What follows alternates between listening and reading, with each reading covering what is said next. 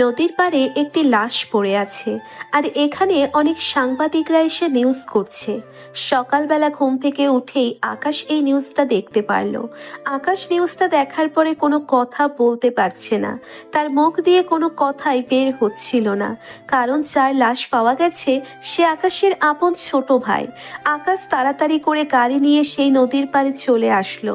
নদীর পাড়ে আসার পরে আকাশ চিৎকার দিয়ে কান্না করতে শুরু করলো। আকাশের ভাইকে নৃশংসভাবে হত্যা করা হয়েছে। আকাশকে সকল সাংবাদিকরা ঘিরে ফেলেছে, আর একজন প্রশ্ন করল, আপনি একজন মাফিয়া?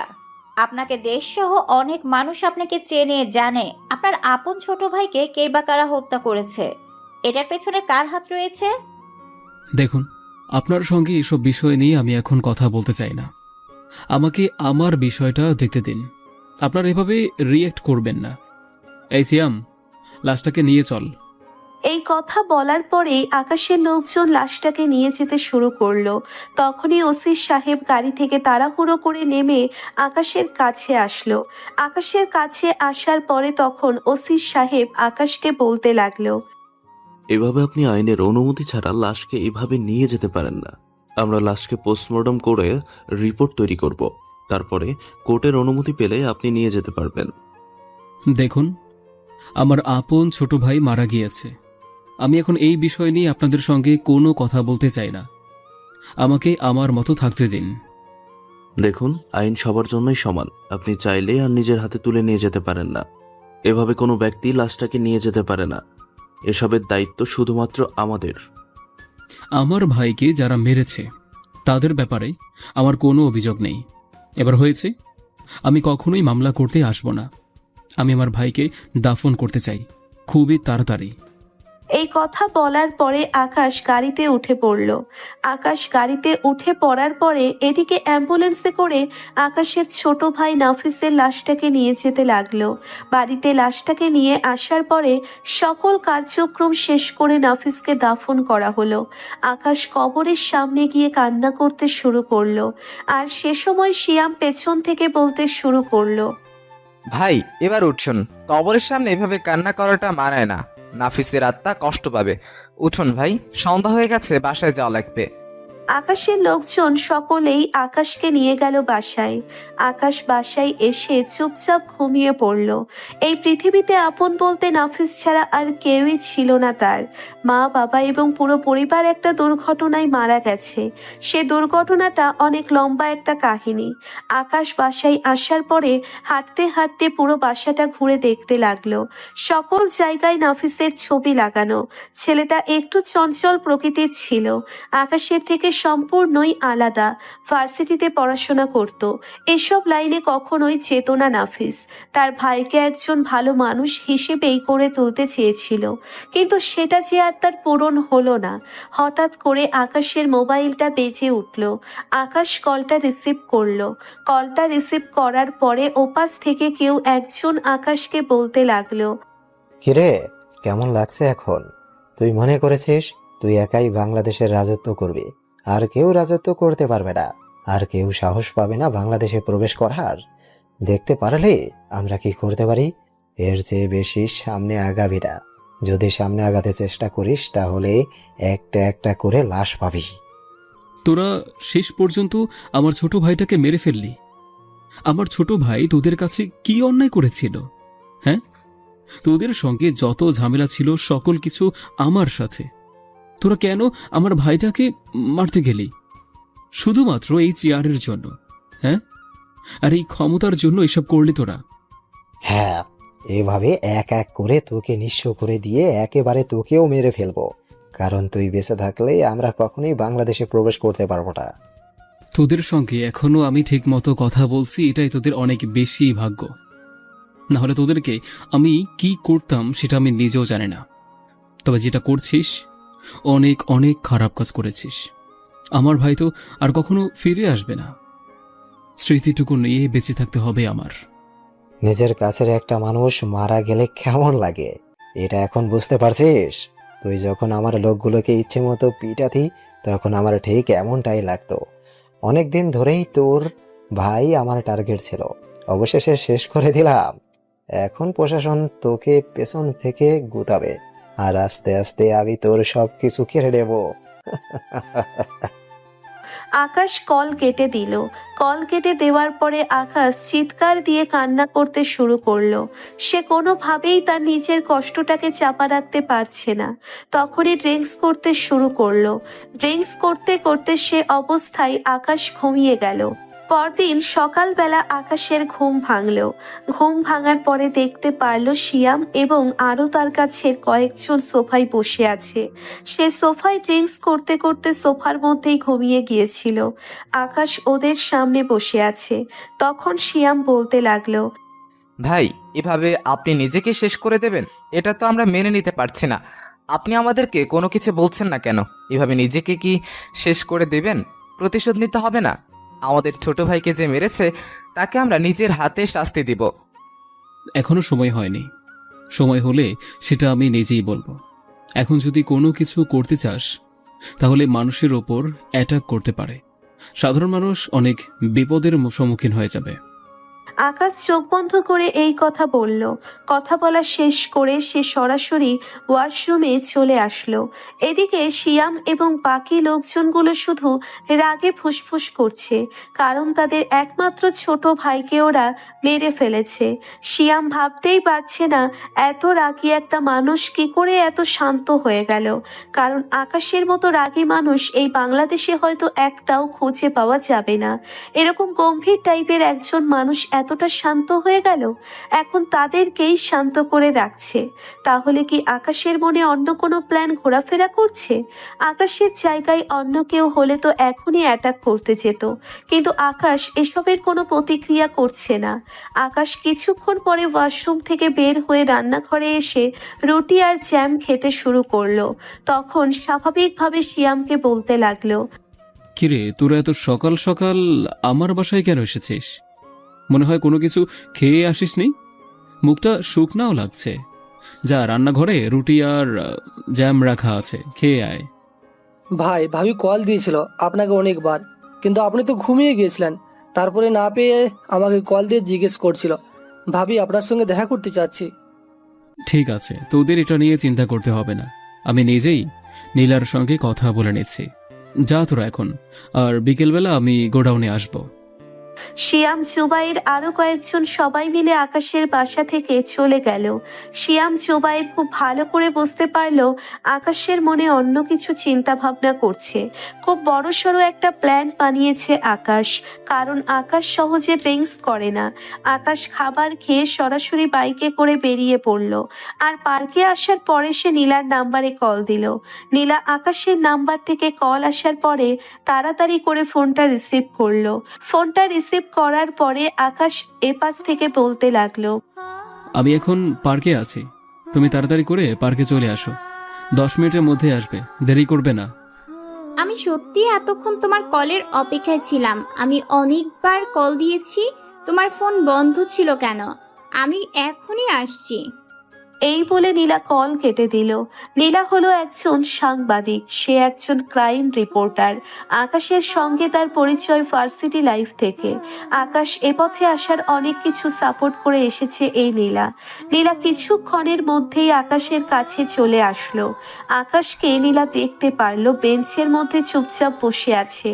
আকাশকে দেখে অনেক বেশি মনমরা লাগছে, কারণ তার যে ভাই মারা গেছে এটা নীলা খুব ভালো করেই কালকেই জেনেছে।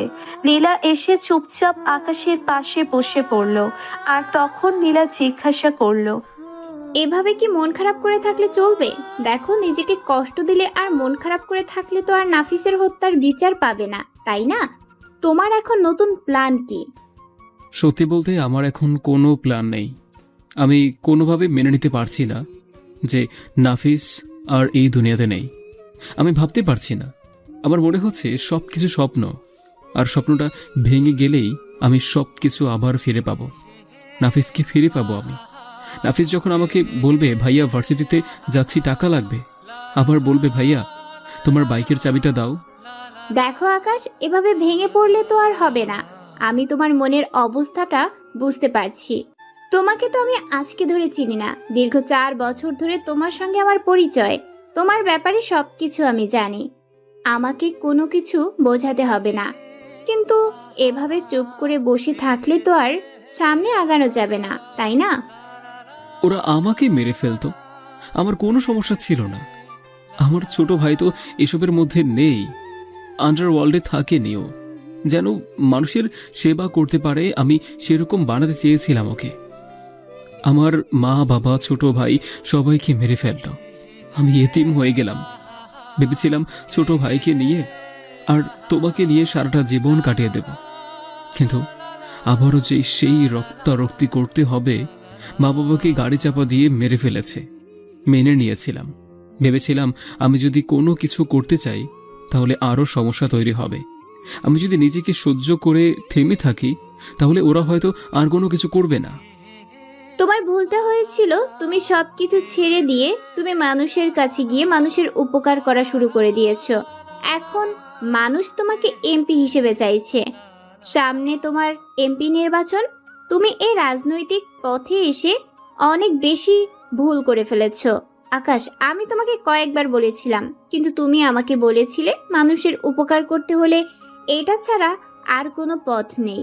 তুমি জেনে বুঝে সবকিছু ছেড়ে দিয়েছিলে আন্ডারওয়ার্ল্ডের। নীলা, আমি জানি আমি অনেক বেশি ভুল করে ফেলেছি, তবে আমি কথা দিচ্ছি ওদের সব কয়টাকে যদি আমি আমার নিজের হাতে শাস্তি না দিয়েছি, ওদেরকে যদি আমি অ্যাসিডের মধ্যে ডুবিয়ে না মেরেছি, আমার নাম আকাশ নয়। আমি আবারও আগের রূপে ফিরে যাব। আমি জানি তুমি কোনো অনৈতিক কাজ করবে না। আমার এটা বিশ্বাস আছে যে তোমার দ্বারা মানুষের কোনো ক্ষতি হবে না। তুমি মানুষের জন্য কাজ করছো, তোমার জয় হবেই। আর তুমি না থাকলে এই বাংলাদেশের অবস্থা কি হতো সেটা তো আর বলার অপেক্ষা রাখে না, এটা সবাই জানে। আচ্ছা, এখন এসব কিছু বাদ দাও। আসলে এভাবে বসে থাকলে তো আর হবে না, আমাকে আবারও ঘুরে দাঁড়াতে হবে। প্রতিশোধের আগুনে আমি ভিতরে ভিতরে কতটা যে পুড়ছি এটা শুধু আমিই বুঝি, তোমাকে বোঝাতে পারছি না। শোনো, হুমায়ুন এখন বর্তমানে ব্যাংকক রয়েছে, আর ব্যাংকক সেখানে গিয়ে সে টেররিস্ট গ্রুপের সঙ্গে জয়েন করেছে। টেররিস্ট গ্রুপের সঙ্গে জয়েন করে তার হাতকে শক্তিশালী করেছে। ওরা সবাই মিলে চায় বাংলাদেশকে বড়সড় একটা অ্যাটাক করার জন্য। বাংলাদেশ যেন আর কোনো সময় উঠে দাঁড়াতে না পারে, কারণ চীন সহ ইউরোপীয়রা এখন বাংলাদেশে আবারও আক্রমণ করতে চেষ্টা করছে। ওরা খুব ভালোভাবেই জানে যে আকাশের বিস্তার পুরো বাংলাদেশে রয়েছে। বাংলাদেশে অ্যাটাক করতে গেলে আকাশ সবচেয়ে বড় বাধা হয়ে দাঁড়াবে। এখানে আগে আকাশকে না মারতে পারলে ওরা কোনোভাবেই বাংলাদেশে প্রবেশ করতে পারবে না, তাই এমনটা করেছে। এটা আমার গবেষণায় বলছে। আর ওরা যে এখন ব্যাংকক রয়েছে এটা নিশ্চিত, আর ওদের সঙ্গে চীন যুক্ত আছে। নীলা, বিশ্বাস করো, আমি এখন কোনো কিছুতেই মনোযোগ দিতে পারছি না। আমি কি করব কোনো কিছুই বুঝতে পারছি না। আমার মাথায় কোনো কিছুই আসছে না। আমার এখন কি প্রয়োজন তুমি বলে দাও। তুমি আমার চোখের দিকে তাকাও, একটা বার তাকাও, দেখো মানসিক শান্তিটা পাচ্ছ। আর আপাতত তোমার কোনো কিছু করার প্রয়োজন নেই। তুমি এখন কয়েকদিন তোমার মতো থাকো, চুপচাপ থাকো, তাহলেই দেখবে সব ঠিক হয়ে গেছে সবকিছু। পরবর্তীতে আবার শুরু করবে না হয়।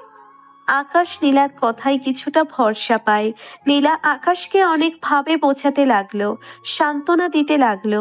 এমন একটা পরিস্থিতিতে আকাশ আছে, এমন সময় যদি নীলা তাকে মানসিক শান্তিটা না দেয় তাহলে আকাশ যে কোনো কিছু করতে পারে। কারণ আকাশ অনেকটা রাগী আর গম্ভীর স্বভাবের একজন মানুষ।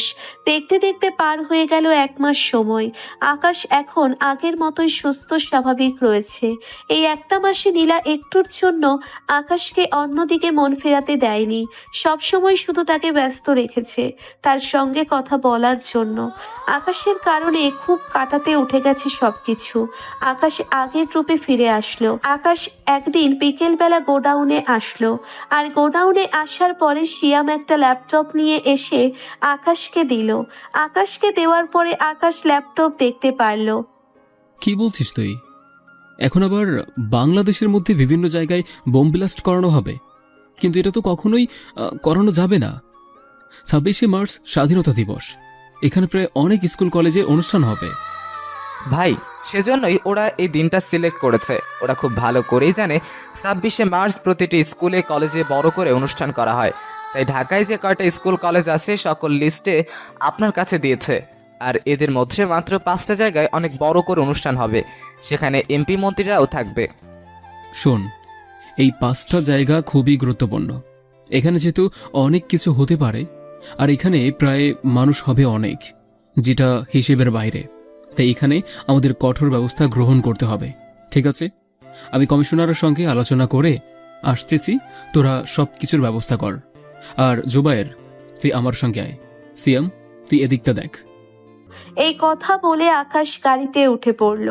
এদিকে জুবাইর সে ড্রাইভিং করতে করতে কমিশনারের অফিসে চলে আসলো ডিপার্টমেন্টে। সরাসরি আকাশকে দেখে সবাই সালাম দিতে লাগলো। আকাশ অনুমতি না নিয়ে ভিতরে প্রবেশ করলো। আকাশকে এখানে ঢুকতেই অনুমতি নেওয়ার কোনো প্রয়োজন নেই। আকাশ দেখতে পারলো কমিশনার কিছু অফিসারদের নিয়ে মিটিং করছে। মিটিংয়ের মধ্যেই কমিশনার বক্তব্য দিচ্ছে। আকাশকে দেখে এমন সময় কমিশনার বক্তব্য দেওয়া থামিয়ে দিল। তারপর আকাশ গিয়ে কমিশনারের পাশেই বসে পড়ল। আর সে সময় কমিশনার বলতে লাগলো, আকাশ, তুমি হুট করে এভাবে ডিপার্টমেন্টের ভিতর মিটিং রুমে আসতে পারো না? এখানে একটা জরুরি বিষয় নিয়ে আলোচনা হচ্ছে। আমি কি করব না করব এটা আপনার কাছে আমার জানতে হবে না। শুনুন, আইন আমি আপনার থেকেও অনেক বেশি ভালো জানি। আমার পুরো পরিবারকে হুমায়ুন এবং তার টেরোরিস্ট গ্রুপ মিলে হত্যা করেছে। আপনারা তার কি করেছেন? হ্যাঁ, কোনো কিছু করতে পারেননি। আর আপনারা কি ভেবেছেন আমি এভাবে মুখ বুজে বসে থাকব? কখনোই না। আমার ভিতরে কি চলছে সেটা একমাত্র আমিই জানি। আচ্ছা, এখন যে কাজের জন্য আপনার কাছে এসেছি শুনুন তাহলে। 26শে মার্চ ঢাকায় মোট 5টি স্কুল এবং কলেজে বড় বড় করে অনুষ্ঠান পালন করা হবে। সেখানে অনেক মানুষ আসবে। আমার ধারণা মতে এখানে বোম ব্লাস্ট হতে পারে। কিভাবে সম্ভব? এতগুলো মানুষকে প্রোটোকল দেওয়া আমার পক্ষে এখন সম্ভব নয়, কারণ অলরেডি অনুষ্ঠানের কথা অ্যানাউন্স করে দেওয়া হয়েছে। আর মাত্র 2 দিন বাকি আছে। 2 দিনের মধ্যে কি সম্ভব এত প্রোটোকল দেওয়া? এসব নিয়ে আপনার কোনো চিন্তা করতে হবে না। আর ওরা শুধুমাত্র আমার উপর প্রতিশোধ নেওয়ার জন্যই এই প্ল্যান করেছে। তাই আপনাদেরকে আমি কোনো কিছু করতে বলছি না। আপনারা পারবেন না। আমার ছেলেরা গিয়ে সমস্ত কিছু করবে। দেখো, শুধুমাত্র তোমার জন্য বাংলাদেশের মানুষের ওপর এখন কতটা সমস্যা হচ্ছে। তুমি কি এসব ছেড়ে দিবে কিনা সেটা বলো। আমি তোমাকে আর ছাড় দিতে পারবো না। এভাবে তুমি অনেক ছাড় পেয়ে গেছো। এভাবে তো আর সহ্য করা যায় না, কারণ দেশের আইন কানুন বলতেও তো কোনো কিছু আছে। তুমি না মানো কোনো আইন, না মানো কোনো শাসন, এভাবে তো আর চলতে দেওয়া যায় না। তোমার কারণে মানুষের উপর বিপদ নেমে আসবে। এটাকে আমি সহ্য করবো মনে করেছো? এত বড় বড় কথা বলবেন না। আমার সামনে গলা নামিয়ে কথা বলবেন। আমি না থাকলে তোদের মতো সব কয়টাকে খেয়ে হুমায়ুন পায়ের নিচে রেখে যেত। এটা তো গণতান্ত্রিক দেশ। এটা আর গণতান্ত্রিক থাকতো না। হুমায়ুন থাকতো এদেশের বস। তার কথায় সমস্ত কিছু চলত। যদি এই দেশে একবার প্রবেশ করতে পারে কি করবে? আর সাথে তো চীন আছে। এই 3টা গ্রুপ এখন একসঙ্গে হয়েছে, আর বাংলাদেশটাকে উড়িয়ে নিয়ে চলে যাবে। আপনারা টেরও পাবেন না। হ্যাঁ, এটা ঠিক যে ওরা তোমার কারণে বাংলাদেশে আসার সাহস পাচ্ছে না, কিন্তু আমি তো একজন আইনের লোক। আমি কি করে তোমাকে ভাবে সহযোগিতা করতে পারি? আমি এখন খুব ভালো করে বুঝতে পারছি মানুষের এখন আমাদের উপর থেকে আস্থা কমে গেছে। আমাদের থেকে সবচেয়ে বেশি বিশ্বাস করে তোমাকে, তোমার লোকজনকে। এভাবে যে পুলিশের মান নষ্ট হচ্ছে সেটা তো তুমি ভালো করেই বুঝতে পারছো। এখন এসব ছাড়া কোনো কিছু করার নেই। কারণ এখন যদি মান সম্মান আটকাতে চান তাহলে মানুষের অনেক ক্ষতি হয়ে যাবে। আমি যা করছি আমাকেই করতে দিন। আমার কাজে কোনো বাধা দিতে আসবেন না। আমি তাদেরকেই মারি যাদেরকে মারার ক্ষমতা আপনার কেন গোটা বাংলাদেশের পুলিশের ডিপার্টমেন্টের নেই। কমিশনার স্যার, আকাশ কিন্তু আসলেই সত্যি কথা বলেছে। আমরা এখন আকাশকে সহযোগিতা করতে পারি। এছাড়া আমাদের কাছে কোনো কিছু করার নেই। কারণ এভাবে মানুষ মারা গেলে দেশের মধ্যে একটা আতঙ্ক সৃষ্টি হবে। দেশ অনেকটাই পিছিয়ে যাবে। এসব কথা শুনলে আরও বিভিন্ন দেশ আমাদেরকে অ্যাটাক করার জন্য পথ খুঁজবে। তখন আমরা কি করব? তখন পুলিশ, সেনাবাহিনী এসব দিয়ে কোনো কিছুই কাজ হবে না। ঠিক আছে আকাশ, আমি তোমাকে নিয়ে এখন রাষ্ট্রপতির কাছে যাচ্ছি। দেখি রাষ্ট্রপতি এখন কি বলে। এটা ছাড়া আমার আর কোনো কিছু করার নেই, কারণ উনার অর্ডার ছাড়া তো আমি কিছু করতে পারবো না। আপনার কোনো কিছু করতে হবে না, আমি আপনাকে নিয়ে যাচ্ছি। আসুন, অন্য কেউ আসার কোনো প্রয়োজন নেই। কোনো সিকিউরিটি আসবে না, কোনো পুলিশ আসবে না কমিশনারের সঙ্গে। আকাশ কমিশনারকে নিয়ে গাড়িতে করে রাষ্ট্রপতির বাসার সামনে চলে আসলো। রাষ্ট্রপতির বাসার সামনে এসে আকাশকে দেখে সবাই ভিতরে প্রবেশ করতে দিল। ভেতরে প্রবেশ করার পরে রাষ্ট্রপতি বাগানে বসেছিলেন, আর সেখানে আকাশকে দেখে রাষ্ট্রপতি নিজেই দাঁড়িয়ে গেলেন। আকাশের ক্ষমতা কতটুকু এটা রাষ্ট্রপতি নিজেই ভালো করে জানেন। ওরা তিনজন বসে পড়ল তাদের জায়গা মতো। তখন আকাশ বলতে লাগলো, স্যার, আমি আপনার সঙ্গে কিছু কথা বলতে এসেছি। 26শে মার্চ ঢাকার বিভিন্ন স্কুলে অনুষ্ঠান হচ্ছে, আর এই অনুষ্ঠানগুলোর মধ্যে 5টি বড় বড় স্কুলের অনেক বড় অনুষ্ঠান হচ্ছে। এমনকি আপনি যে প্রধান অতিথি হয়ে যাবেন এই নামের কলেজে, ওখানেও বোম ব্লাস্ট হতে পারে। আর মূলত এটার সম্পূর্ণ প্ল্যান চীন এবং টেররিস্ট গ্রুপ মিলে এসব প্ল্যান করেছে। আকাশ, তুমি কি বলছো? আসলে আমি বিশ্বাস করতে পারছি না। এখানে যদি বোম ব্লাস্ট হয় তাহলে তো লাখ লাখ মানুষ মারা যাবে। কারণ আমি যাব, উপস্থিত অনেক মানুষ আসবে। আমি এসব নিয়ে আর ভাবতে পারছি না। তোমার যেটা করার সেটাই তুমি করো। শুধুমাত্র যে 5টি জায়গায় বোম ব্লাস্ট হতে পারে এমন কোনো কথা নয়। এছাড়াও ছোট ছোট অনুষ্ঠানের মধ্যেও বোম ব্লাস্ট হতে পারে, যে কোনোভাবে। তাই আমার নতুন একটা প্ল্যান আছে। সেই প্ল্যান মোতাবেক কাজ করতে পারলে ওরা হয়তো কোনো কিছু করতে পারবে না। তোমার কি প্ল্যান সেটা আমি জানি না, তবে তোমার উপর আমার সম্পূর্ণ বিশ্বাস আছে। আমি একমাত্র জানি, তুমি না থাকলে এই বাংলাদেশের কি অবস্থা হতো। আর যতটুকু শুনেছি হুমায়ুন নাকি ওদের সাথে হাত মিলিয়েছে আর বাংলাদেশেরই ক্ষতি করার চেষ্টা করছে। তাই তোমার যেটাই ভালো মনে হয় তুমি সেটাই করবে। যদিও আকাশের কোনো সহায়তার প্রয়োজন নেই, আকাশ একাই 100। আকাশের উপর আমার বিশ্বাস রয়েছে, কারণ এখন আইনের দিক দিয়ে কিছু করতে গেলে আমরা সব কিছুই হারাবো। তাই যা করার আকাশে করবে। আকাশ, তোমার যা যা প্রয়োজন লাগে আমাকে বলতে পারো। ঠিক আছে, আমি আমার প্ল্যান মতো কাজ করতে থাকি। আরেকটা জিনিস বলে রাখি, সেটা হলো পুলিশের পোশাকে দাঁড়িয়ে আমার ছেলেরা সেখানে থাকবে। আর কোনো কিছু বলবো না, কারণ প্ল্যান বলে দিলে কিছুটা সমস্যাও হতে পারে। ঠিক আছে কমিশনার, তুমি এখন যেতে পারো। আর তোমাকে আমি যেটা বলেছি সেটা তুমি করবে।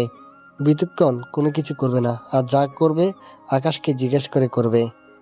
এই কথা বলার পরে কমিশনার সাহেব সেখান থেকে চলে গেল। কমিশনার সোজা তার বাসায় চলে গেল।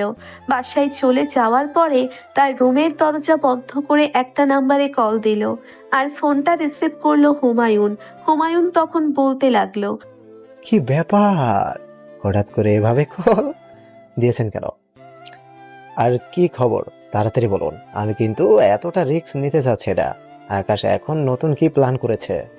আকাশের লোকজন পুলিশের পোশাক পরে পাহারা দেবে। আর বুঝতেই তো পারছো আকাশের লোকজন কতটা তৎপর। একটা কমান্ডো স্টাইলে ট্রেনিং করে এসেছে, প্রতিটা ছেলে কমান্ডো ট্রেনিং করা। তাই কতটা ভয়ঙ্কর হতে পারে সেটা খুব ভালো করে বুঝতে পারছো। আর ওর প্ল্যান সম্পর্কে আমি জানি না, আমাকে আগেই বের করে দিয়েছে রাষ্ট্রপতি নিজে, সাইফুল। ও আচ্ছা, তাহলে মনে হয় প্ল্যান খুবই ইউনিক করেছে। ঠিক আছে, কোনো সমস্যা নেই, তুমি আকাশের সঙ্গে লেগে থাকো। আর কোনো কিছু জানতে পারলে আমাকে জানাবে। একটা মানুষের যেন বেঁচে থাকতে না পারে। ওই 5টা সম্মেলনের ভিতরে তুমি তোমার লোকজনকে দিয়ে বোম ভিতরে রাখবে, আর আমি আগের দিন রাতে বোম তোমার কাছে পাঠিয়ে দেব। তুমি জায়গা মতো সেট করে দেবে, যেন একটা মানুষ বেঁচে থাকতে না পারে। আমি আতঙ্ক ছড়িয়ে দিতে চাই। আমি এটা মানুষকে বোঝাতে চাই আমি একা মানুষ কি করতে পারি। ঠিক আছে, তাহলে এখন রাখলাম। আর আমি কল না দেওয়া পর্যন্ত তুমি আর আমাকে কল দেবে না, কারণ অনেক সমস্যা হতে পারে। যদি আকাশ জানতে পারে তাহলে ও নিজে আমাকে মেরে ফেলবে। এদিকে মেয়েরা তখন বাসায় ছিল না। নীলার বাবা হলো কমিশনার। নীলা তখন তার রুম থেকে বের হয়েছিল পানি খাওয়ার জন্য। আর নীলা যখনই পানি খেতে তার রুমের দিকে যাবে, তখনই দেখতে পারলো তার বাবা কারোর সঙ্গে হয়তো কথা বলছে। নীলা আড়াল থেকে সব কথা শুনে ফেললো। নীলা কথাগুলো শুনে নিজের কানকেই যেন বিশ্বাস করতে পারছে না, কারণ তার জন্মদাতা পিতা এতটা নিচু প্রকৃতির সেটা নীলা আগে জানতো না। আর এই কারণেই তাহলে আকাশের আজকে এই অবস্থা। নীলা তাড়াতাড়ি করে রুমে প্রবেশ করলো। রুমে প্রবেশ করার পরে আকাশকে একটা টেক্সট করলো, কিন্তু কোনো রিপ্লাই নাই। আর নীলাও খুব ভালো করে বুঝতে পারছে আকাশ এখন অনেকটা ব্যস্ত সময় পার করছে। নীলা আকাশের নাম্বারে কল দিল, আর আকাশের নাম্বার দুইটা কল হওয়ার পরে আকাশ ফোনটা কেটে দিল। আর কেটে দেওয়ার পরে যখনই আকাশ এদিকে মেসেজ দেখতে পারলো, তখন মেসেজটা দেখার পরে কিছুটা অন্যরকম হলো। নীলা আকাশকে বলছে, আকাশ, অনেক বড় ঘটনা ঘটে গেছে। তোমার কি সময় হবে আমার সঙ্গে কথা বলার? আমি যে কথাগুলো বলবো সেটা তোমার জন্য অনেক গুরুত্বপূর্ণ। আকাশ ব্যস্ত থাকায় এই মেসেজের কোনো রিপ্লাই দিতে পারলো না। আকাশ এভাবেই কাজ করতে করতে পার করে দিল 2 দিন। আজকে সকাল থেকেই আকাশের লোকজন পাহারা দিতে শুরু করেছে। আকাশও সিসি ক্যামেরায় সকল কিছু দেখতে লাগলো তার গোডাউনের একটা রুমে বসে। আর হঠাৎ করেই বাহিরে একটা গাড়ির আওয়াজ শব্দ পেল আকাশ। আকাশ উঠে সামনে তাকাতেই দেখতে পারলো বাহিরে নীলা এসেছে। আকাশ সেদিকে আর কোনো লক্ষ্য না করে সিসি ক্যামেরার সামনে বসে পড়ল। কোথায় কি হচ্ছে সেটা তার 1 সেকেন্ডের জন্য মিস করা যাবে না। নীলা এসে আকাশের কাছে তাড়াহুড়ো করে বলতে লাগলো, আজ 2 দিন ধরে তোমার সঙ্গে আমি যোগাযোগ করার চেষ্টা করছি, কিন্তু তুমি আমার সঙ্গে যোগাযোগ করছো না। আকাশ, তুমি জানো আমি তোমাকে কত বড় একটা কথা শোনাতে চেয়েছিলাম। দেখো, একটু ভুলের জন্য যে কোনো সময় ব্লাস্ট হতে পারে, তাই এখন তোমার কথাটা আমি শুনতে পারছি না।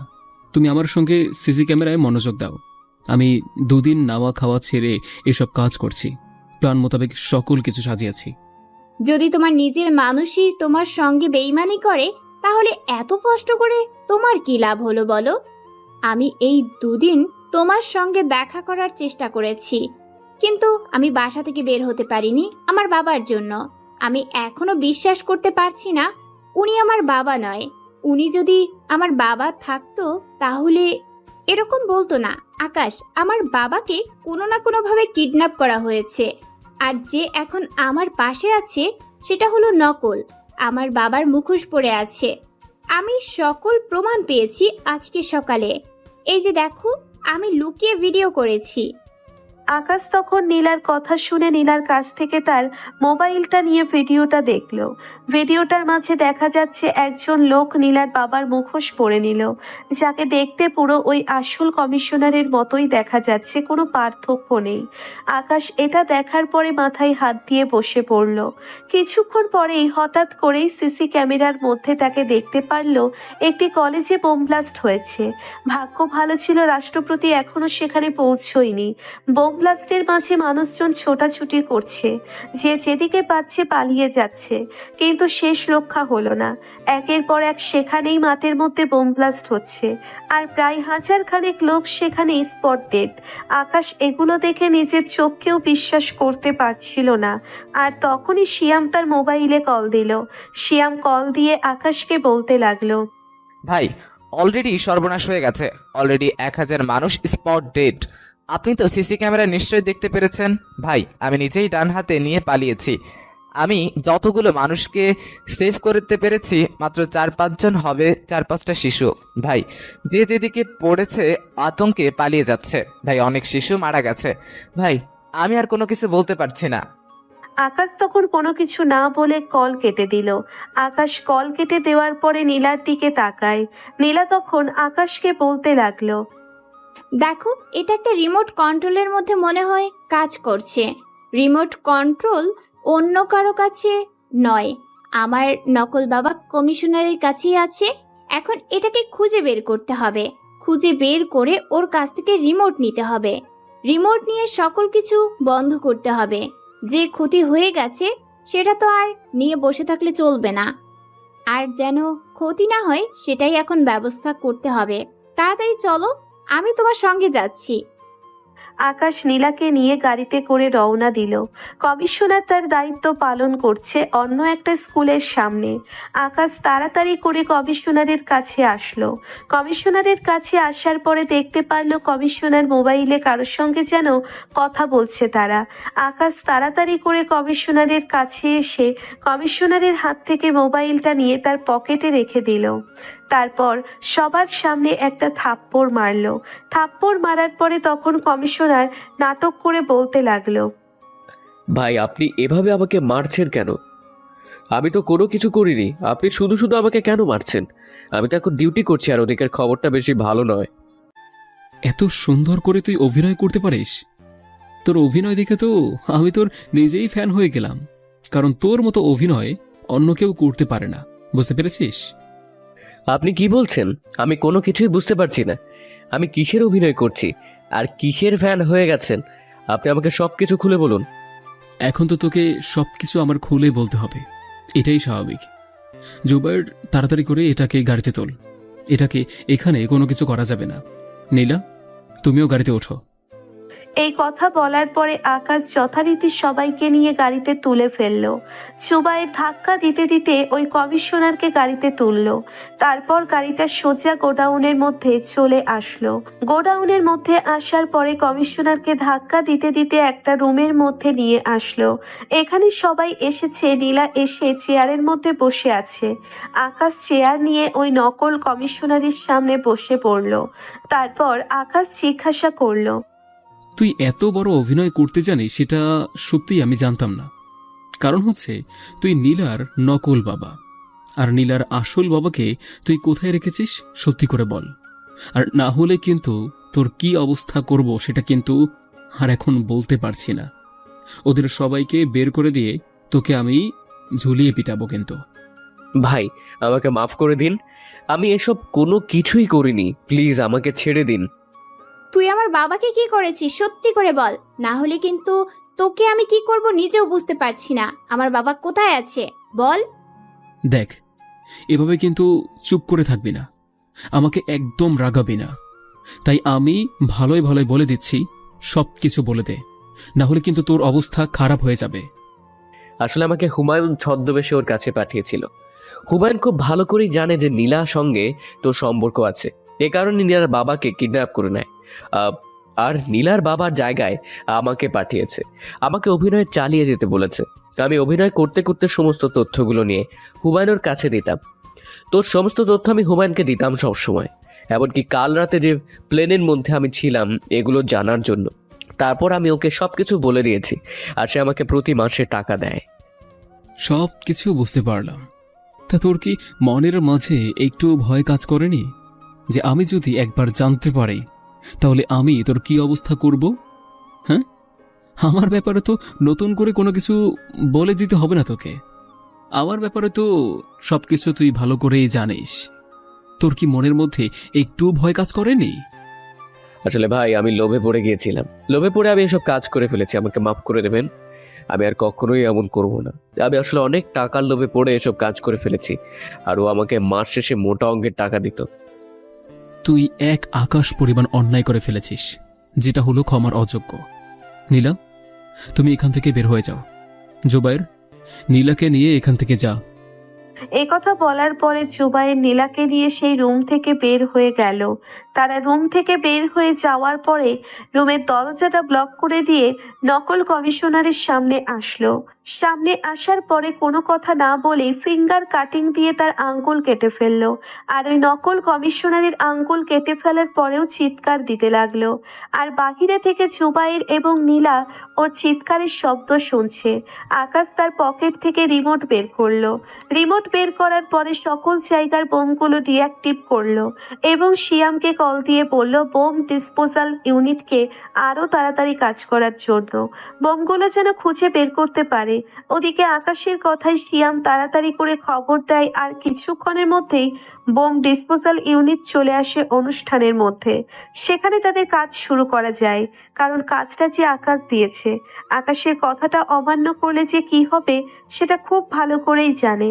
তাছাড়া এটা মানুষের উপকারের জন্যেই করা হচ্ছে, না হলে মানুষগুলো আতঙ্কে শেষ হয়ে যাবে এমনিতেই। এদিকে আকাশ নিজেই তার ব্যান্ডেজ করে নিল, আর ব্যান্ডেজ করে দেওয়ার পরে সামনে আবারও চেয়ারে বসে বলতে লাগলো, এখন বল, তুই মেয়েগুলোকে কোথায় রেখেছিস? এই যে প্রতিদিন মেয়েগুলোকে কিডন্যাপ করিস, তোর কোথায় কিডন্যাপিংগুলো হয় এবং ওগুলোকে কোথায় পাঠাস সেটা সত্যি করে বল। নীলার বাবাকে কোথায় পাওয়া যাবে? ওকে কোথায় রেখেছিস? আর মেয়েদের কিডন্যাপ করে জঙ্গল বাড়িতে রেখে দেই। ওই জঙ্গল বাড়ি থেকে প্রতি সপ্তাহে ট্রাকে করে ইন্ডিয়াতে পাচার করে দেয়। আর ইন্ডিয়া থেকে নির্ঝর এগুলো রিসিভ করে সোজা ব্যাংকক পাঠিয়ে দেয় হুমায়ুনের কাছে। আর নীলার বাবা কোথায় আছে সেটা আমি এখন জানি না। তুই সব কিছুই জানিস। তুই সব কিছু না জানলে তোকে এইখানে পর্যন্ত এত দায়িত্ব দেওয়া হতো না। তুই সব কিছু জানিস। হুমায়ুন এখন কোথায় আছে, কোন জায়গাতে আছে, আর নীলার বাবা কোথায় আছে, সব কিছু বল, না হলে আরেকটা আঙুল কিন্তু কাটা যাবে এখনই। ভাই ভাই ভাই, প্লিজ আমাকে আর কষ্ট দিবেন না। আমি সবকিছুই বলেছি। নীলার বাবা এখন ব্যাংকক রয়েছে হুমায়ুনের সঙ্গে। আমি যত অপকর্ম করেছি সবগুলো জঙ্গল বাড়িতে এই ঠিকানায়। ওখানে এখন বর্তমানে 50টার উপরে মেয়ে রাখা আছে। এগুলো নির্ঝর গাড়ি পাঠাবে, আর গাড়িতে করে ইন্ডিয়াতে নিয়ে যাবে, বর্ডার ক্রস করবে। গাড়িগুলো প্রশাসনের এখানে বলা আছে, তাই কোনো সমস্যা করবে না ওরা। এছাড়া আমি আর কোনো কিছুই জানি না। আমি যেটা জানি সেটা তো আমি সবকিছু বলে দিলাম। ওকে, ঠিক আছে। এছাড়া আমার তোর কাছ থেকে জানার কোনো ইচ্ছা নেই। এখন হুমায়ুনকে ফোন করবি, আর হুমায়ুনকে ফোন করে বলবি এদিকে অনেক সমস্যা হয়ে গিয়েছে, কাজগুলো সঠিকভাবে হয়েছে। এখন হুমায়ুনকে বলবি দেশে আর ফেরার জন্য। আমি যাই কিছু বলি না কেন, ও দেশে ফিরবে না। ওর যখন সময় হবে তখন দেশে ফিরবে। আমার কথায় কোনো কিছু করবে না সে। বলতে না বলতেই কমিশনারের পকেট থেকে ফোনটা বেজে উঠল। ফোনটা আকাশ নিয়ে দেখতে পারলো হুমায়ুন কল দিয়েছে তাকে। হুমায়ুন কল দেওয়ার পরে আকাশ কলটা রিসিভ করলো। আকাশ কলটা রিসিভ করে যথারীতি কমিশনারের কাছে দিল, আর কমিশনারের কাছে দেওয়ার পরে কমিশনার ফোনটা নিয়ে বলতে লাগলো, শোন, কালকে ভার্সিটিতে যাবে। ভার্সিটিতে যাওয়ার পর ওখানে তোর সঙ্গে একজন লোক দেখা করবে। সে তোকে কিছু মালামাল দেবে, আর সেগুলো প্রতিটা ভার্সিটিতে সরিয়ে দিবি। কয়েকটা নতুন আইটেম দিবে, সেগুলোকে নিয়ে জঙ্গলে বাড়িতে রেখে দিবি। আমি খুব তাড়াতাড়ি বাংলাদেশে ফিরবো। ভাই, ভার্সিটিতে কি আমার সঙ্গে দেখা করবে? তার পরিচয় না পেলে আমি তার সঙ্গে কিভাবে দেখা করব? শুধুমাত্র ভার্সিটিতে গিয়ে কেন দেখা করব? চাইলে তো জঙ্গল বাড়িতেই সবকিছু নিয়ে আসতে পারে। এখানে সমস্যা আছে। দেশের মধ্যে এত আতঙ্ক ছড়িয়ে দিয়েছে, এখন কোনোভাবেই ওই জঙ্গল বাড়িতেও যাবে না। ওর সমস্যা আছে। ওর আড়াল থেকে আমার সঙ্গে কাজ করে, তাই ওখানে যাওয়াটা তার জন্য নিরাপদ হবে না। আকাশের লোকজন চারদিকে ঘিরে রেখেছে সবকিছু, তাই খুবই সাবধানে চলাফেরা করতে হবে। এজন্য বলছি, তুই কালকে ভার্সিটিতে যাবি। এখানে কাউকে খোঁজার জন্য অ্যারেস্ট করতে এসেছিস, এই কথা বলে প্রিন্সিপালের রুমে প্রবেশ করবি, তাহলেই হবে। ঠিক আছে ভাই, আপনি যেভাবে বলবেন আমি সেভাবেই করব। বা এদিকে সবকিছু সুন্দরভাবে চলছে। আপনি কয়েকদিনের মধ্যে কি দেশে ফিরবেন? আমি সবাইকে নিয়ে ঠিক 17 তারিখ রাতে ফিরেব দেশে। সেদিন হবে এই আকাশের শেষ দিন। মানুষগুলোকে প্রথমে আতঙ্কে রাখবো, একটা মানুষের যেন বেঁচে থাকতে না পারে, আর আকাশের লোকজন যেন দম ছাড়ার টাইম না পায়। ভাই, দেশের মধ্যেই এমনিতে আতঙ্ক বিরাজ করছে, তাই মানুষজন এমনিতেই আপনাকে অনেক বেশি ভয় পাচ্ছে। এখন লোকজন বের হবে কিনা সেটা তো জানা নেই। আর এই মুহূর্তে আমরা ড্রাগসের ব্যবসাটা কি করে চালাবো, আর কিডন্যাপিংটা কিভাবে করব? মানুষ আবারও কালকে থেকে রাস্তায় বের হয়ে যাবে। কারণ আছে, কারণ আকাশ যদি মানুষকে আশ্বাস দেয় যে আমি আপনাদের পাশে আসি, তাহলে মানুষ আকাশকে বিশ্বাস করেই বের হয়ে পড়বে। আকাশকে কোনোভাবেই ভোলা চলবে না। আকাশ অনেক কিছুই করতে পারে। ওর প্রতিটা রক্তের শিরায় শিরায় আমি খুব ভালো করেই চিনি। ঠিক আছে ভাই, তাহলে আল্লাহ হাফেজ। আপনি 17 তারিখ দেশে ফিরবেন, আমি সবকিছু এদিকে ব্যবস্থা করে রাখি। দেখা করে সমস্ত ভার্সিটিতে মালামালগুলো সঠিকভাবে পৌঁছে দিব। আপনি কোনো চিন্তা করবেন না। সপ্তাহের সেই শেষে আমি আরেকটা চালান পাঠিয়ে দিতে পারবো, কোনো সমস্যা হবে না। অলরেডি আমার কাছে 50 জন রয়েছে। হুমায়ুন এই কথা বলার পরে কল কেটে দিল। কল কেটে দেওয়ার পরে আকাশ হাত থেকে ফোনটা নিয়ে নিল। আকাশ ফোনটা নেওয়ার পরে সে কমিশনারের দিকে তাকিয়ে রইল। কত বড় প্ল্যান বানিয়েছে তারা। তবে কালকে যে ভার্সিটিতে কোনো কিছু একটা হবে সেটা খুব ভালো করে বুঝতে পারছে। আকাশ অনেক চিন্তা করার পরে হুমায়ুনকে বলতে লাগলো, তুই কালকে ভার্সিটিতে যাবি। ভার্সিটিতে গিয়ে যেভাবে বলে সেভাবেই কাজগুলো করবে। আমার লোক তোকে সব সময় ফলো করবে। তুই কোনো চালাকি করার চেষ্টা করবি না। যদি কোনো চালাকি করার চেষ্টা করিস তাহলে তো বুঝতেই পারছিস, সেইখানেই তুই মারা যাবে। আমার লোকেরা তোকে মেরে ফেলবে। ভার্সিটিতে গিয়ে ওই মানুষটার সঙ্গে দেখা করবি তুই। আর এখানে আরও একটা ঘাপলা আছে। এই ভাবটার জন্যই আমি ওয়েট করছিলাম। শুধু হুমায়ুনকে পেলে আমার চলবে না। হুমায়ুনের কোথায় কোথায় লোকজন রয়েছে সব কয়টাকে খুঁজে বের করতে হবে আমার। ভাই আপনি যেটা বলবেন আমি সেটাই করব, কিন্তু আমাকে পরে ছেড়ে দেবেন। আপনি কথা দেন, আমি বাঁচতে চাই, আমি মরতে চাই না। আপনি যেভাবে বলবেন আমি সেভাবে করব। তারপর আকাশ রুম থেকে বের হয়ে গেল। আর এভাবেই পার হয়ে গেল সারাটা দিন। পরদিন সকালবেলা আকাশ রেডি হয়ে নিল ভার্সিটিতে যাওয়ার জন্য। সে ভার্সিটিতে ছাত্র হিসেবে রেডি হয়ে নেয় পুরনো জামাকাপড় পরে। মোটামুটি ক্ষেত টাইপের হয়ে সে ভার্সিটিতে যাচ্ছে। ভার্সিটিতে আসার পরে তাকে কেমন যেন সবাই তাকাচ্ছে, সবাই বলা বলি করছে এসব খ্যাত মার্কা ছেলে আবার ভার্সিটিতে এসে কি করছে। আর এদিকে নীলাও সেই ভার্সিটির একজন স্টুডেন্ট। নীলা আকাশকে দেখে মুচকি মুচকি হেসে যাচ্ছে, আর এদিকে আকাশ নীলার হাসি দেখে মোটামুটি জ্বলছে। আকাশ ক্লাসে এসে চুপচাপ বসে পড়ল। আর কিছুক্ষণ পরে প্রিন্সিপাল এসে বলল, আজকে অনিবার্য কারণবশত তোমাদের আজকে ক্লাস হবে না। আর এই ভার্সিটিতে নতুন একজন ছাত্র এসেছে, তোমাদের ডিপার্টমেন্টের নাম হচ্ছে আকাশ। তোমরা তার সঙ্গে ভালো ব্যবহার করবে। আর আকাশ, কালকে থেকে রেগুলার ক্লাস হবে, সবাই এখন বাসায় চলে যাও। এ কথা বলার পরে স্যার চলে গেল। আর স্যার চলে যাওয়ার পরে সবাই ক্লাস থেকে বের হয়ে গেল। সেই সময় নীলা আকাশের কাছে এলো। আকাশের কাছে আসার পরে সে কিছুটা হাঁপাচ্ছে। শান্ত গলায় আকাশকে বলতে লাগলো, আকাশ, তুমি জানো না এই ভার্সিটিতে সবাইকে বের করে দেওয়ার পর কি হবে? আমি নিজেও ভার্সিটি থেকে বের হয়ে যাচ্ছি। সিকিউরিটি সবাইকে বের করে দিচ্ছে। সবাইকে সে বুঝতে না পারলেও আমি খুব ভালো করে বুঝতে পারছি। ওই প্রিন্সিপাল ভার্সিটিতে এখনই কোনো কিছু একটা করবে, না হলে কেউ না কেউ দেখা করতে আসবে প্রিন্সিপালের সঙ্গে। এরকম বোকার মতো কথা বলো না। তোমার মতো একজন ক্রাইম রিপোর্টার যদি এরকম বোকার মতো কথা বলে তাহলে কিন্তু মেজাজ 100 ডিগ্রি গরম হয়ে যায়। শোনো, এরকম কোনো কিছুই হবে না। ভার্সিটি আজকে এমনিতেই বন্ধ দিয়েছে। হ্যাঁ, আর যা হবার সেটা রাতেই হবে। আর একটু পরে কমিশনার এসে প্রিন্সিপালের সঙ্গে দেখা করবে, সেজন্য এত সিকিউরিটি দেওয়ার কোনো প্রয়োজন নেই। সবাইকে বের করা হয়েছে যেন কেউ বুঝতে না পারে দেশের মধ্যে এত অস্থিতিশীল পরিবেশ থাকা সত্ত্বেও ভার্সিটিতে ক্লাস চলছে। আর এই কারণে যেন প্রিন্সিপালকে সন্দেহ না করতে পারে। আর সবাইকে এটাই বুঝিয়ে বের করে দেওয়া হয়েছে কালকে এত বড় একটা বোম ব্লাস্ট হয়েছে, সেখানে শতাধিক মানুষ আহত এবং মারা গিয়েছে। এটার কারণেই ভার্সিটি থেকে আজকে এভাবে সবাইকে ক্লাস না করেই বের করে দিয়েছে। বিষয়টা বুঝতে হবে। আসলে আমি তো ওইভাবে ভেবে দেখিনি। তুমি ঠিকই বলছো আকাশ। আমার বাবাকে কবে নিয়ে আসবে বাংলাদেশে? আমি আমার বাবার কাছে যেতে চাই। বাবা ছাড়া তো এই পৃথিবীতে আপন বলতে কেউ নেই। আমার জীবনে মা তো মারা গেছে সেই ছোট্টবেলায়। তারপর বাবাকে দেখে মানুষ হয়েছি। বাবাই আমার মা, বাবাই আমার বাবা। চিন্তা করো না, খুব তাড়াতাড়ি তোমার বাবাকে নিয়ে আসবো। এখন চলো অন্যদিকে যাওয়া যাক। এখন এখানে থাকলে আমাদের পরিচয়ে যে কোনোভাবে জেনে ফেলতে পারে। আকাশ একটু তাড়াতাড়ি করে বের হয়ে গেল। পরবর্তীতে নীলাও তার পিছনে পিছনে ভার্সিটি থেকে বের হয়ে গেল। ভার্সিটি থেকে বের হয়ে যে যার মতো করে চলে গেল। আর আকাশ আসার সময় প্রত্যেকটা জায়গায় সিসি ক্যামেরা লাগিয়ে এসেছে। এগুলো কারোর চোখে তেমন একটা পড়বে না। রাস্তার গোডাউনে এসেছে, ক্যামেরাগুলো ভালোভাবে দেখতে শুরু করলো। এখানে কমিশনার ভালোভাবেই তার গাড়ি নিয়ে প্রবেশ করলো। প্রিন্সিপালের সঙ্গে কথা বলল। কথাগুলো আকাশ এমনিতেই শুনতে পাচ্ছিল, কারণ কমিশনারের বোতামের এখানে ভয়েস রেকর্ডার চালু করে দেওয়া হয়েছে। আর তার পাশে যারা রয়েছে সকলেই আকাশের লোক। ছদ্মবেশে পুলিশের পোশাক পরে কমিশনারের সঙ্গে গিয়েছে।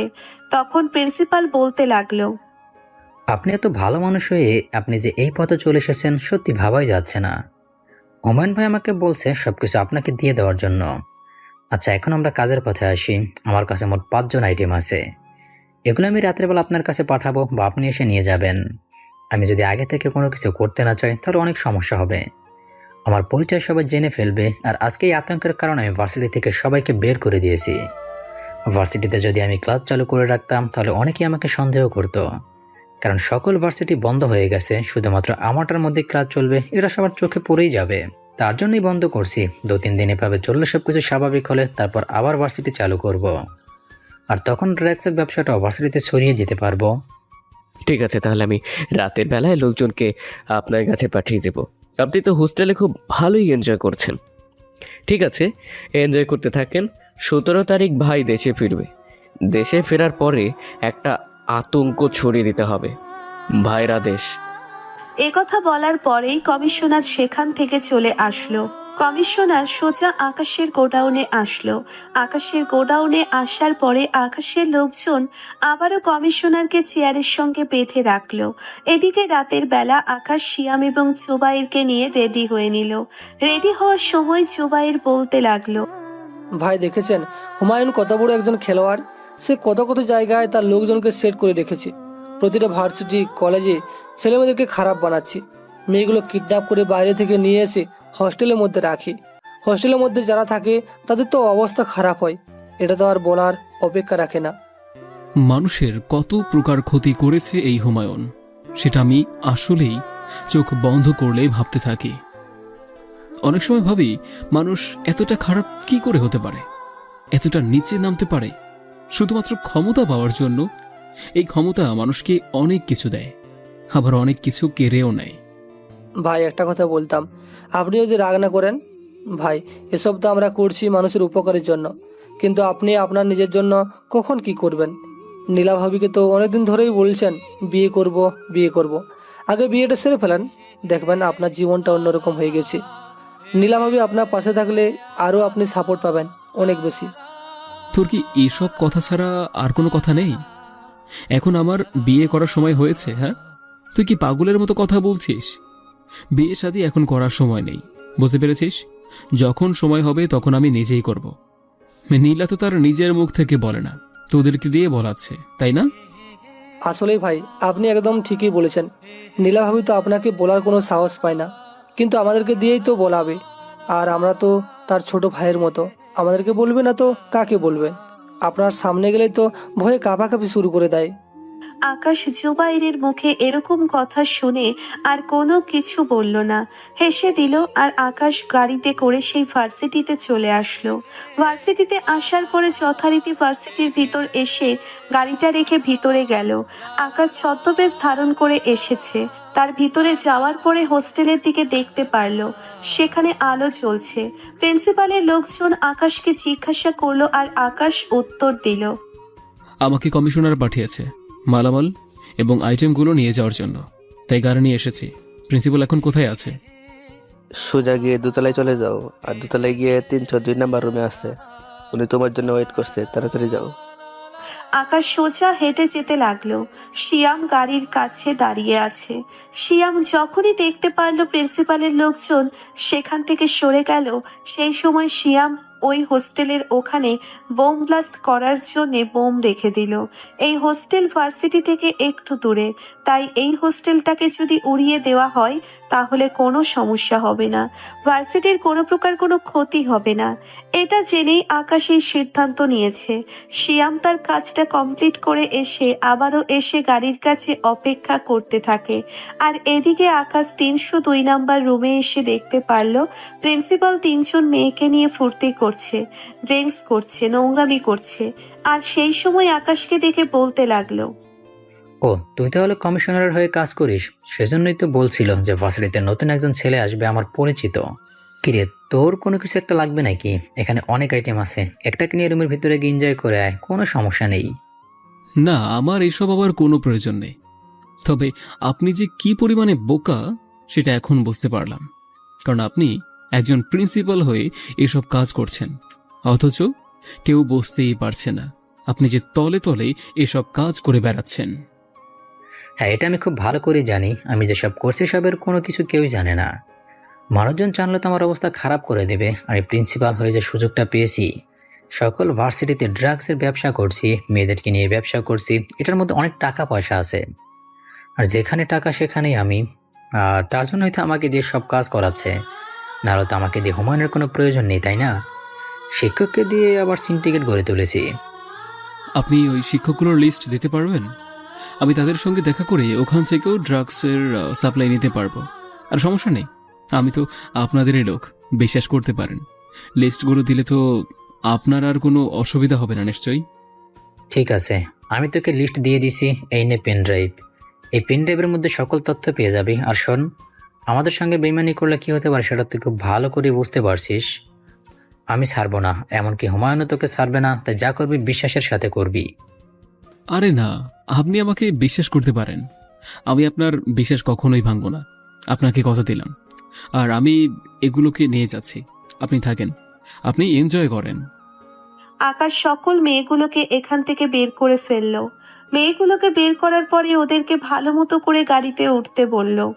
আর মেয়েগুলো আকাশের কথার ভয়ের কারণে গাড়িতে উঠে পড়ল। গাড়িতে ওঠার পরে শিয়াম মেয়েগুলোকে শান্ত করার জন্য আকাশের পরিচয় দিয়ে দিল। মেয়েগুলো আকাশের পরিচয় শুনে কেমন যেন তাদের প্রাণ ফিরে পেয়েছে।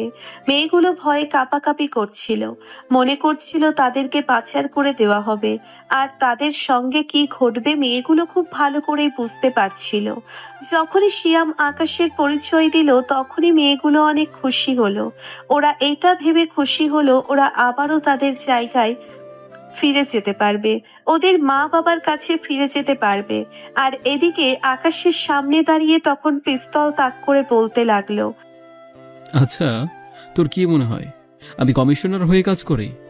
আমাকে কি তোর বোকা মনে হয়? হ্যাঁ শালা, ওই যে বলে না যে চোর কোনো না কোনো কিছু করে চিহ্ন রেখেই যায়। কে তুই? তাহলে তুই আমার সঙ্গে বেইমানি করে ফেললি। আমার ওরা বোঝা উচিত ছিল আমি কি করে পারলাম এরকম ভুল করতে। দেখ, আমার সঙ্গে এরকম করিস না, যে আমার সম্পর্কে জানিস না। আমাদের ঘিরে ফেলবে, আমাদের সব জায়গায় লোকজন ছড়ানো আছে, তুই কিছুই করতে পারবি না। তোদের প্রতিটা জেলায় যে গোডাউনগুলো আছে সকল গোডাউনের লোকজনকে আমি মেরে ফেলেছি অলরেডি।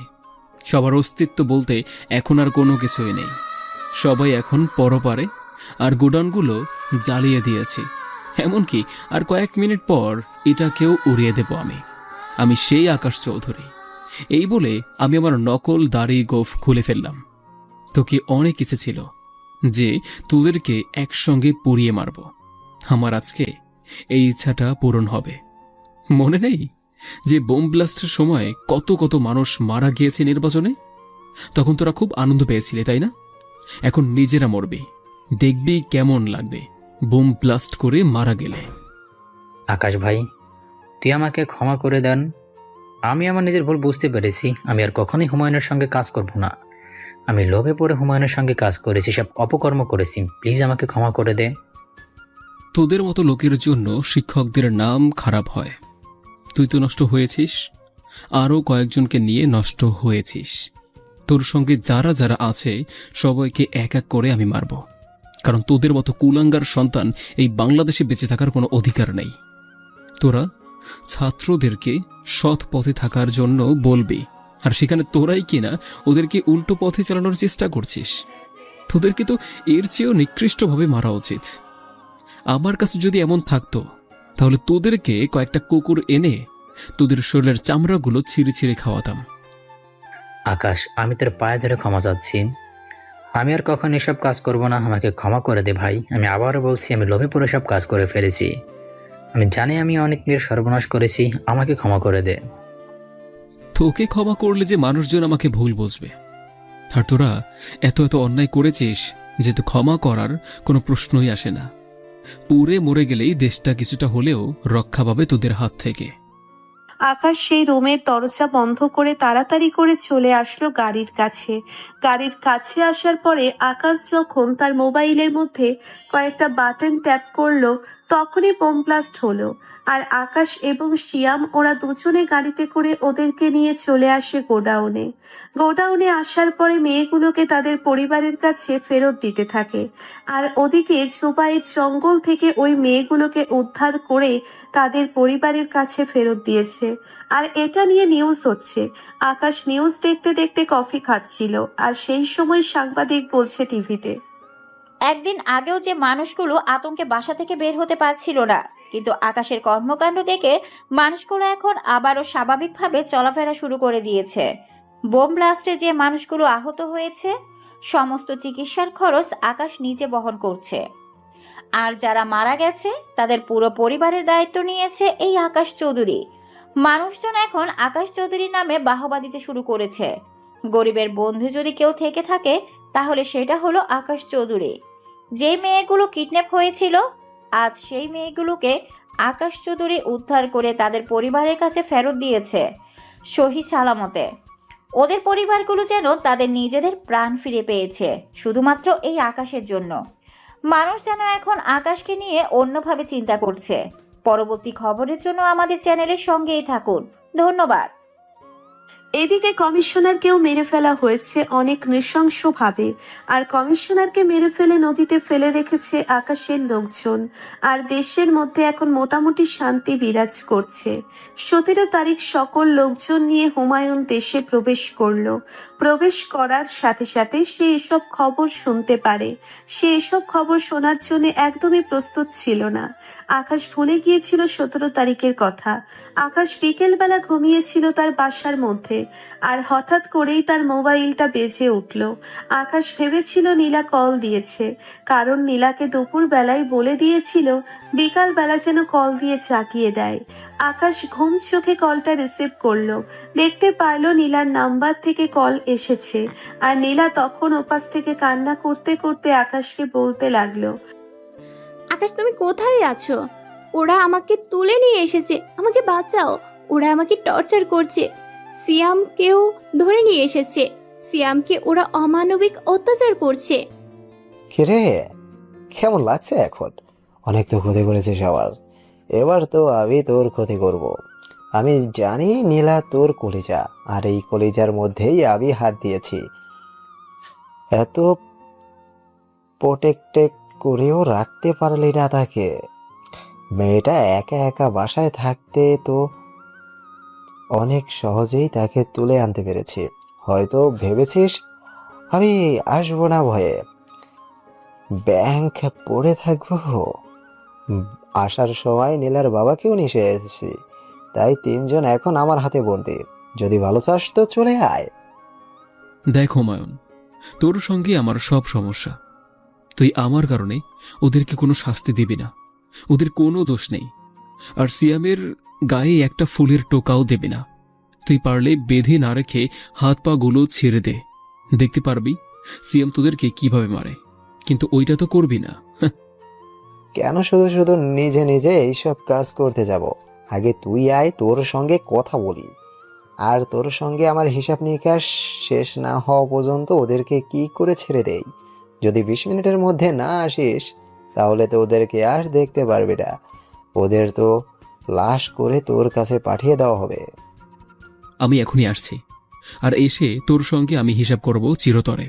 অনেক ক্ষতি করেছিস আমার মানুষের, অনেক ক্ষতি করেছিস তুই। আর তোকে ছাড় দেব না। অনেকদিন ধরে এই দিনটার জন্য অপেক্ষা করছিলাম। তুই কবে আসবি বাংলাদেশে?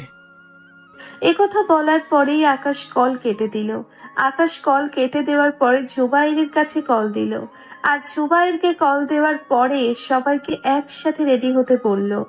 আকাশ তাড়াতাড়ি করে রেডি হয়ে গোডাউনে চলে আসলো। গোডাউনে এসে সকলকে তার প্ল্যান বুঝিয়ে দিয়ে সে একা একটা বাইকে করে যেতে শুরু করলো তার ব্যাগ নিয়ে। কিছুক্ষণ পরে জঙ্গল বাড়িতে আসার পরে বাইক থেকে নেমে হাঁটতে শুরু করলো। আর কয়েকজন এসে আকাশের সামনে দাঁড়ালো। আকাশকে ধরে ভিতরে নিয়ে গেল। আর আকাশ এদিকে আগেই মাইক্রোফোনে বলে রেখেছে চারিদিক থেকে ঘিরে ফেলার জন্য। আর আকাশ যখন বলবে তখনই অ্যাটাক করার জন্য। আকাশ ভিতরে যাওয়ার পরে দেখতে পারলো নীলা এবং কমিশনার সাহেব এবং শিয়ামকে বেঁধে রেখেছে। শিয়াম এবং কমিশনারের উপর অনেক বেশি টর্চার করা হয়েছে। আর নীলাকে থাপ্পড় দিতে দিতে নীলার গাল লাল করে ফেলেছে। আকাশকে দেখে বলতে লাগলো, বলেছিলাম না তোদেরকে আকাশ আসবে? আকাশ এসে গেছে। এখন দেখতে পারবি তোরা কত মিনিট বেঁচে থাকিস। বলেছিলাম যে এভাবে আকাশকে টেনে নিয়ে আসলে তোদের কি অবস্থা হবে সেটা তোরা এখন থেকে চিন্তা করতে থাক। আকাশ ইজ দ্য সুপারম্যান। দেশের মাঝে এরকম একটা ছেলে আছে, এটা আমাদের গর্ব করা উচিত। আকাশ, তোমার ব্যাপারে আমি কথা বলবো উপর মহলে। তুমি এদেরকে এমনভাবে মারবে যেন ইতিহাসের মধ্যে লেখা থাকে। তুমি আজকে ওদেরকে খুন করবে, আমি তোমাকে অর্ডার দিচ্ছি। কোনো সমস্যা নেই, ওদের মতো কুলাঙ্গার বেঁচে থাকার কোনো অধিকার নেই। আমার 7টা দেশে মামলা রয়েছে, আর 7টা দেশের পুলিশ প্রশাসন আমার কোনো কিছুই করতে পারেনি আমার ক্ষমতার কারণে। কিন্তু এই আকাশ আমার সব কিছু শেষ করে ফেলেছিল। আবার যত লোক আছে সবাইকে মেরে ফেলেছে, আবার সকল কিছু ধ্বংস করে দিয়েছে, পুড়িয়ে দিয়েছে। তোকে আজকে এমন ভাবে মারবো আকাশ, আর তোর ভালোবাসার মানুষকে আমি ছিঁড়ে ছিঁড়ে খাবো ওর বাবার সামনে। কুকুরের বাচ্চা, তোর এই স্বপ্ন কোনোদিনই পূরণ হবে না। তোদের সবাইকে আমি এখানেই পুড়িয়ে মারব। সবাইকে যেভাবে মেরেছি তোকেও ঠিক এভাবেই মারব। অনেকদিন ধরেই আমি এই দিনটার অপেক্ষায় ছিলাম, কখন তুই দেশে ফিরবি। চাইলে তোকে ব্যাংককেই মেরে ফেলতে পারতাম, কিন্তু আমি চেয়েছিলাম তোর লাশটা যেন এই বাংলাদেশেই থাকে। বিদেশের মাটিতে মেরে তো আর কোনো লাভ হবে না, তোকে দেশের মাটিতেই মারব, মানুষজন দেখতে পারবে। আকাশ তখনই বলল সবাইকে চারিদিক থেকে ফায়ার করার জন্য।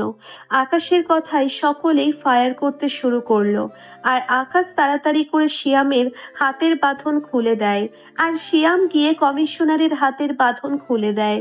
আকাশ নীলার বাঁধন খুলে দেওয়ার পরে নীলা এসে আকাশকে শক্ত করে জড়িয়ে ধরলো।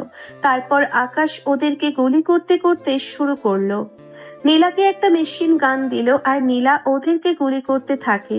নীলা একজন দক্ষ ফাইটার, তাই কোনো কিছু শিখিয়ে দেওয়ার কোনো প্রয়োজন নেই। নীলা ওদেরকে গুলি করতে করতে পেছনের দিক থেকে সামনের দিকে যেতে শুরু করলো। আর এভাবে 10 মিনিট চলার পরে হুমায়ুনের যত লোকজন ছিল সকলেই মারা গেল, আর হুমায়ুন পালিয়ে যাচ্ছে। আকাশ হুমায়ুনকে দৌড়ে ধরে ফেললো। ধরে ফেলার পরে ইচ্ছে মতো মারতে লাগলো, আর মারতে মারতে আর বুকের উপর পা দিয়ে আকাশ বলতে লাগলো, ভেবেছিলি এখান থেকে পালিয়ে যাবে, তাই না? এখান থেকে সোজা এয়ারপোর্ট, সেখান থেকে সোজা আবার ব্যাংকক। এত সহজে তুই বাংলাদেশ থেকে চলে যাবে? হ্যাঁ, এখান থেকে যদি তোকে ছেড়ে দেই, সকল মানুষ এসে তোকে এমনিতেই থাপ্পড় দিতে দিতেই মেরে ফেলবে, আর মারতে হবে না আমার। হ্যাঁ, 3 জন মন্ত্রীকে হত্যা করেছিস, ওরা সৎ ছিল, তোর কাজে বাধা দিয়েছিল, তাই তুই হত্যা করে ফেলেছিস। রাষ্ট্রপতিকে মারার চেষ্টা করেছিস, মানুষের ক্ষতি করেছিস, মেয়ে পাচার করেছিস, ড্রাগসের ব্যবসা করেছিস, আরো কত কিছু করেছিস, সেটা আর নাই বা বললাম। আর এত কিছুর পরেও বলছিস তুই পালিয়ে যাবি? হ্যাঁ, প্লিজ আকাশ, তুই আমাকে ছেড়ে দে। আমি জানি তুই যদি আমাকে ক্ষমা না করে দিস তাহলে মানুষ আমাকে মেনে নেবে। তুই আমাকে ক্ষমা করে দে, আমি তোকে অনেক টাকা পয়সা দিব। আমি এই দেশের জন্য অনেক কিছুই করব, টাকা পয়সা দিয়ে অনেক সাহায্য করব, অনেক ডলার পাবি তুই। খুব ভালো করেই জানিস দেশে বিদেশে আমার কোম্পানি রয়েছে, আর এগুলো থেকে আমার যথেষ্ট পরিমাণে ইনকাম হয়। আমি খুব ভালোভাবেই চলতে পারি, এমনকি আমার 2 পুরুষ পর্যন্ত বসে বসে খেয়ে যেতে পারবে, কোনো সমস্যা হবে না। ছিলাম একজন রাস্তার ছেলে, আর এখন হয়েছি আন্ডারওয়ার্ল্ডের কিং। আর তোকে আমি ক্ষমা করে দিব, এটা তুই কি করে ভাবলি? হ্যাঁ, এই কথা বলে আকাশ হুমায়ুনকে গুলি করে দিল, আর গুলি করে দেওয়ার পরে কাটা মুরগির মতো ছটফট করতে করতে হুমায়ুন সেখানেই মারা গেল। হুমায়ুন মারা যাওয়ার পরে নীলা এসে শক্ত করে জড়িয়ে ধরে কান্না করতে লাগলো। আর এরপরে আকাশ সবাইকে নিয়ে চলে আসলো, সেই গোডাউনটাকে পুড়িয়ে দিল। তারপর ধুমধাম করে আকাশ এবং নীলার বিয়েটা হয়ে গেল। সকলেই আকাশের বিয়েতে অনেক আনন্দ করলো। আকাশ তখন দাঁড়িয়ে আছে তার বাসর ঘরের সামনে। আকাশ তার ছোট ভাইদের খোঁচা খেতে খেতে ভিতরে প্রবেশ করে দরজা লক করে দিল, আর দরজার ওপাশ থেকে শিয়াম আকাশকে উদ্দেশ্য করে বলতে লাগলো, ভাই, এবার তো আপনার একটা হিল্লে হয়ে গেল। ভাই, বাসুরাতে বিড়াল মারা ছাড়া কিন্তু আপনি সকালবেলা বের হতে পারবেন না। আগে বিড়াল মারবেন, তারপরে কিন্তু বের হবেন। আর যদি বিড়াল না মারতে পারেন তাহলে কিন্তু এত সাহসের কোনো মূল্যই থাকবে না। এতদিন যেগুলো করেছেন সেগুলোর কোনো মূল্য থাকবে না কিন্তু। তাই মান সম্মান রক্ষার দায়িত্ব সম্পূর্ণ আপনার। আকাশ বিছানায় তাকিয়ে দেখতে পারলো ঘোমটা দিয়ে মানুষটা বসে আছে, আর আকাশ চোখ বন্ধ করে নীলার ঘোমটা সরিয়ে দিল। আর ঘোমটা সরিয়ে দেওয়ার পরে তাকিয়ে দেখতে পারলো একটা পরী বসে আছে। আকাশ এভাবে তাকিয়েছিল বলে নীলা তাকে বলতে লাগলো, কি ব্যাপার, এভাবে আমার দিকে তাকিয়ে আছো কেন? মনে হচ্ছে আমাকে এভাবে কোনোদিন দেখোনি। দেখেছি, কিন্তু এরকম পরীকে কখনোই দেখিনি। কারণ এরকম ভাবে সে তো আমার সামনে কখনোই আসেনি, সবসময় তো ভয়ে আর লজ্জা পেতে। ভয় পাবো না তো কি করব? তুমি যে গম্ভীর টাইপের মানুষ, তোমার সামনে বসে কি ভালো একটা কথা বলা গেছে? কিন্তু এখন থেকে বলতে পারবো, কারণ এখন তো তুমি আমার একদম রেজিস্ট্রি করা জামাই, তাই এখন থেকে আমি এই সংসারের হেড। আমার কথা শুনে সবকিছু চলবে, বুঝতে পেরেছো? আমার কথা না শুনলে কিন্তু আর বাবা হতে পারবে না। বাবা তো আমাকে হতেই হবে, কারণ এ বাড়িটায় শুধু তুমি আর আমি। তাই ছোট একটা মানুষ আসলে পুরো বাড়িটার মধ্যে খেলাধুলা করবে, আর এটা তো আমি খুব ভালো করেই চাই, তাই না? কিন্তু সেই জন্য তো আমি এখন প্রস্তুত নই। আমার এখন ঘুম পেয়েছে, আমি ঘুমাবো। আর আপনার এই মিশন আজকে মনে হয় না কমপ্লিট হবে। সব সময় তো মিশনে গিয়েছেন, আজকে মিশনে যেতে হবে এমন তো কোনো কথা নেই। ও তাই নাকি? তাহলে তো একটা সুযোগ নিতেই হয়। তাহলে তো আমাকে আজকে জোর করে সবকিছু করতে হবে, কারণ আমি যেটা চাই সেটা একদম করেই ছাড়ি। কি বলেন ম্যাডাম? নীলা লজ্জা পেয়ে আকাশকে শক্ত করে জড়িয়ে ধরল। এভাবে দুজনে মিলে হারিয়ে গেল এক অজানা রাজ্যে। আর এভাবেই না হয় চলতে থাকুক তাদের মিষ্টি ভালোবাসার গল্পটা। নিত্য নতুন ভালোবাসার গল্প পেতে আমাদের চ্যানেলটি এখনই সাবস্ক্রাইব করে পাশে থাকবেন। ধন্যবাদ সবাইকে।